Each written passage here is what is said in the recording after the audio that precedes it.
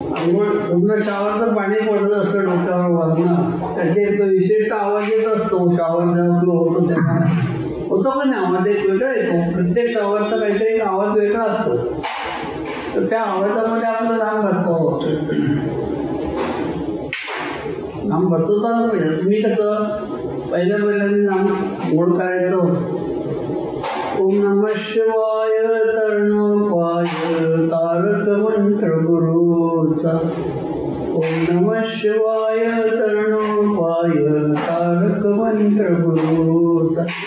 अव्यय हे म्हणत अंघोळ करतो, साबणलं तर काय काय करायचं ते सगळं करायचं. पण म्हणताना हे ओम नमः शिवाय तरणोपाय तारक मंत्र गुरुचा कुठेतरी ऐकलेलं होतं, ते डोक्यात बसलं.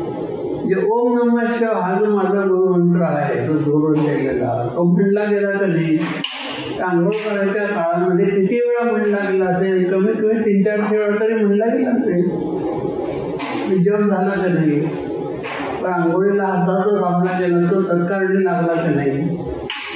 म्हणलं तर आपण आंघोळ करतो, म्हणलं तर आपण एकांतात होतो सद्गुरू बरोबर. म्हणजे अशी अवस्था माणसाला पकडता आली पाहिजे तर साधना होईल. कामधाम प्रत्येकालाच आहे, प्रत्येकाच्या स्वरूपाचं काही ना काहीतरी.